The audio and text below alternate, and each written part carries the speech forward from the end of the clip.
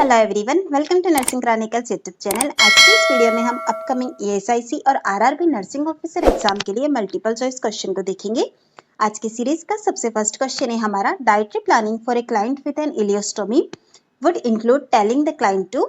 जब हम इलियोस्टोमी वाले क्लाइंट को डाइटरी प्लानिंग एडवाइस कर रहे हैं तो हम यहाँ पर क्या इंक्लूड करेंगे? Option A, avoid high fibre food. Option B, restrict the amount of fluid intake. Option C, limit the calorie intake. Option D, encourage the patient to increase fluid intake. Right answer रहेगा हमारा यहाँ पर option A, avoid high fibre food. Ileostomy वाले patient के अंदर हम fluid intake जो होता है उसको रिस्ट्रिक्ट नहीं करते हैं, बल्कि हम इंक्रीज करते हैं फ्लूइड इंटेक को। इसी के साथ ही कैलोरी इंटेक को भी लिमिट करने की आवश्यकता नहीं है। इसीलिए राइट आंसर है हमारा यहाँ पर ऑप्शन ए, हम हाई फाइबर फूड अवॉइड करने के लिए कहते हैं। हाई फाइबर फूड जो होता है उसको इलियोस्टोमी वाले पेशेंट के अंदर क्यों अवॉइड करने को कहते हैं? क्योंकि यह फूड जो होता है वो ब्लॉकेज और ऑब्स्ट्रक्शन करता है डाइजेस्टिव सिस्टम के अंदर। इसी के साथ ही अगर हाई फाइबर फूड को कंज्यूम कर लिया तो इसकी वजह से डिस्कम्फर्ट होता है और इलियोस्टोमी वाले पेशेंट के अंदर कॉम्प्लिकेशन अराइज हो सकते हैं। इसीलिए उन कॉम्प्लिकेशन से प्रिवेंशन के लिए हम अवॉइड करते हैं हाई फाइबर फूड को। नेक्स्ट क्वेश्चन है हमारा, a client with Addison's disease is receiving fludrocortisone acetate, the nurse knows that the effect of this is to. एक क्लाइंट है एडिसन डिजीज वाला जो कि रिसीव कर रहा है फ्लूकोकॉर्टिसोन एसिडेट। यहाँ पर नर्स को इसका क्या थेराप्यूटिक हो सकता है, इफेक्ट हो सकता है, यह पता होना चाहिए। Option A, stimulate thyroid gland production. Option B, activate parathyroid production. Option C, maintain electrolyte balance. Option D, activate the immune response. सबसे पहले आपको इस क्वेश्चन का आंसर करने से पहले पता होना चाहिए कि एडिसन डिजीज जो है वो क्या चीज़ है। एडिसन डिजीज एक एंडोक्राइन डिसऑर्डर होता है जिसके अंदर की हमारी जो एड्रिनल ग्लैंड होती है वो इनफ अमाउंट में कॉर्टिसोल को प्रोड्यूस नहीं करती है। इसलिए हमारा यहाँ पर ऑप्शन ए जो कि थायराइड ग्लैंड से रिलेटेड है वो राइट आंसर नहीं होगा। ऑप्शन बी पैराथायराइड ग्लैंड से रिलेटेड है वो भी राइट आंसर नहीं होगा। इसी के साथ ही इम्यून रिस्पॉन्स को भी एक्टिवेट नहीं करता है। सो राइट आंसर है हमारा यहाँ पर option C, maintain electrolyte. Fludrocortisone acetate जो होता है यह एक सिंथेटिक कॉर्टिकोस्टेरॉइड है।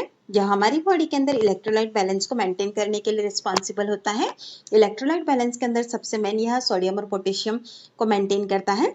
सोडियम का यह रीएब्सॉर्प्शन इंक्रीज करता है, इसी के साथ ही पोटेशियम का एक्सक्रीशन प्रमोट करता है। नेक्स्ट क्वेश्चन है हमारा, a nurse is demonstrating colostomy care to a client with a newly created colostomy. The nurse demonstrate correct cutting of the appliances by making the opening larger than that of the client stoma.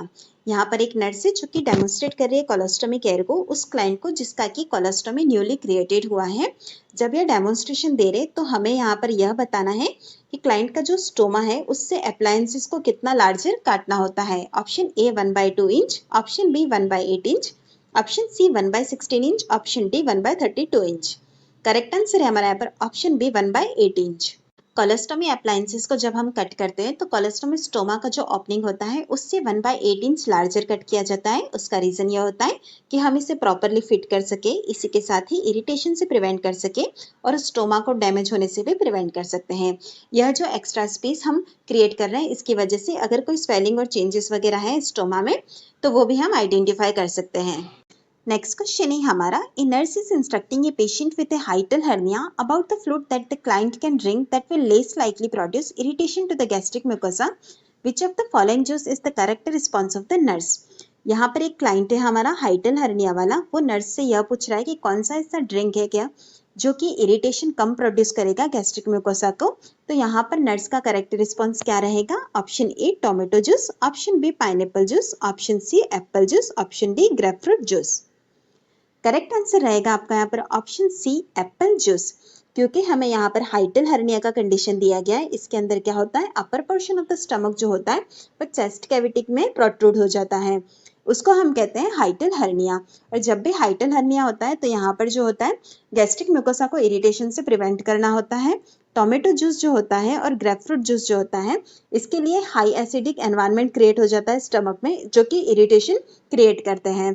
इसी के साथ ही pineapple juice जो होता है उसके अंदर bromelain contain होता है, यह भी स्टमक की जो लाइनिंग होती है उसको इरिटेट करता है। एप्पल जूस जो है वो लेस एसिडिक लेवल का होता है, इसीलिए यह वेल टॉलरेटेड होता है हाइटल हर्निया की कंडीशन में। नेक्स्ट क्वेश्चन है हमारा, इंफॉर्मेशन वर्बलाइज्ड और stated by the client is called. जो इंफॉर्मेशन क्लाइंट के द्वारा वर्बलाइज और स्टेट की जाती है उसे आप क्या कहते हैं? Option A objective data, option B subjective data, option C integral data, option D holistic data. Correct answer है हमारा यहाँ पर ऑप्शन बी सब्जेक्टिव डाटा। यहाँ पर इंटीग्रल डाटा और होलिस्टिक डाटा जो दिया गया है यह हेल्थ केयर सेटिंग से रिलेटेड नहीं है। अब बात करते हैं हम सब्जेक्टिव डाटा की। तो सब्जेक्टिव डाटा के अंदर वह इंफॉर्मेशन आती है जो कि बेस्ड होती है पर्सनल ओपिनियंस, फीलिंग्स और एक्सपीरियंसेस के ऊपर, जो कि क्लाइंट के द्वारा खुद बताई जाती है, तो वो हमारा कहलाता है सब्जेक्टिव डाटा। फिर आता है ऑब्जेक्टिव डाटा। ऑब्जेक्टिव डाटा के अंदर जो इंफॉर्मेशन होती है वो मेजरेबल और ऑब्जर्वेबल फैक्ट पर डिपेंड होती है। नेक्स्ट क्वेश्चन है हमारा, during a code blue which team member typically assume the role of team leader to coordinate resuscitation efforts. During code blue जब हमें यहाँ पर as a team member coordinate करना है रिससिटेशन एफर्ट्स के, तो यहाँ पर आप किसे एज्यूम करेंगे टीम लीडर के तौर पर? Option A the charge nurse, option B the first person to arrive at the scene, option C the hospital administrator, option D the physician or advanced practice provider on the response team. Correct answer है हमारे यहाँ पर option D, क्योंकि जब भी code blue activate किया है तो वहाँ पर एज अ टीम लीडर आप एज्यूम करेंगे या तो किसी फिजिशियन को या फिर advanced practice provider on the response team. यह पर्सन जो होता है उन्हें स्पेशलाइज ट्रेनिंग दी जाती है, इसीलिए यह एज ए टीम लीडर काम करते हैं। सबसे फर्स्ट यहाँ पर आया है हमारा कॉड ब्लू। कॉड ब्लू का मतलब यह होता है कि जब भी कोई मेडिकल इमरजेंसी हो, जैसे कि कार्डियक अरेस्ट या रेस्पिरेटरी अरेस्ट जैसा कंडीशन हो, वहाँ पर कॉड ब्लू एक्टिवेट किया जाता है, जिसके अंदर की रिससिटेशन जैसे प्रोसेस के लिए टीम प्रोवाइड की जाती है। बाकी के ऑप्शंस को हम देखेंगे। चार्ज नर्स जो होती है वो सपोर्टिव मेंबर की तरह काम करती है, लेकिन वो टीम लीडर की तरह एक्ट नहीं करेगी। इसी के साथ ही ऑप्शन बी में दिया गया है the first person to arrive at the scene, यह भी टीम लीडर की तरह एक्ट नहीं करेगा। हॉस्पिटल एडमिनिस्ट्रेशन का भी इस पर कोई इन्वॉल्वमेंट नहीं है। नेक्स्ट क्वेश्चन है हमारा, at a prenatal visit the client complains of oedema in the lower extremities, the nurse advises the client to limit the intake of which substances. Prenatal visit के अंदर क्लाइंट का complain है lower extremities के अंदर oedema का। यहाँ पर as a nurse आप क्या एडवाइस करेंगे कि कौन सा सब्सटेंस है उसका इंटेक लिमिटेड करना है? Option A sodium, option B potassium, option C vitamin C, option D magnesium. Right answer रहेगा आपका यहाँ पर ऑप्शन ए सोडियम। एडिमा जो होता है वो अफेक्ट होता है सोडियम रिटेंशन की वजह से, इसीलिए हम यहाँ पर डाइट के अंदर से लिमिटेड सॉल्ट इंटेक करेंगे, जिसकी वजह से एलिवेट हो सकता है लोअर एक्सट्रीमिटी एडिमा का। नेक्स्ट क्वेश्चन है हमारा, which fetal heart rate must the nurse report immediately to the physician. निम्न में से कौन सा ऐसा फेटल हार्ट रेट जो कि आपको इमीडिएटली फिजिशियन को रिपोर्ट करना होगा? Option A 100 beats per minute, option B 120 beats per minute, option C 140 beats per minute, option D 160 beats per minute. Correct answer रहेगा आपका यहाँ पर option E 100 beats per minute.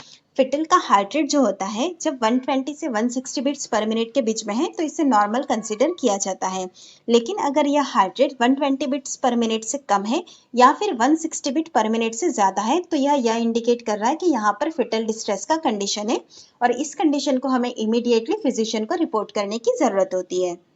Next question है हमारा, a nurse is assessing a client who is 1 day postmortem, where should the nurse expect to find the top of the client's fundus. एक nurse assess कर रही है client को जो कि postmortem का डे 1 पर है। यहाँ पर टॉप ऑफ द जो फंडस होगा क्लाइंट का वो कहाँ पर एक्सपेक्ट करेगी nurse? Option A 1 finger breadth above the umbilicus, option B 1 finger breadth below the umbilicus, option C at the level of umbilicus, option D below the symphysis pubis. Right answer है हमारा यहाँ पर option B 1 finger breadth below the umbilicus. Immediately after birth जो होता है वो fundus का level eight the level of umbilicus होता है। इसके बाद क्या होता है, 1 फिंगर ब्रेथ जो होता है वो ईच डे डिक्रीज होता जाता है।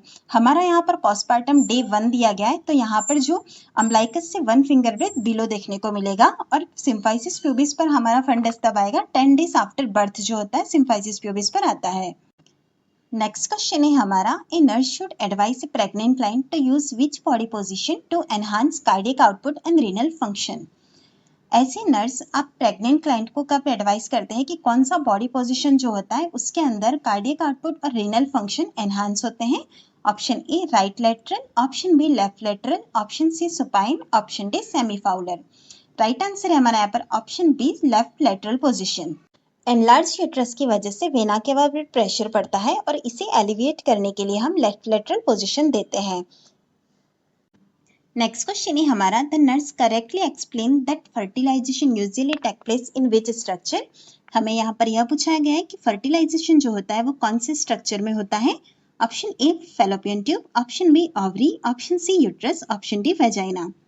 राइट आंसर है हमारा यहाँ पर ऑप्शन ए, फर्टिलाइजेशन जो होता है वो फैलोपियन ट्यूब में होता है।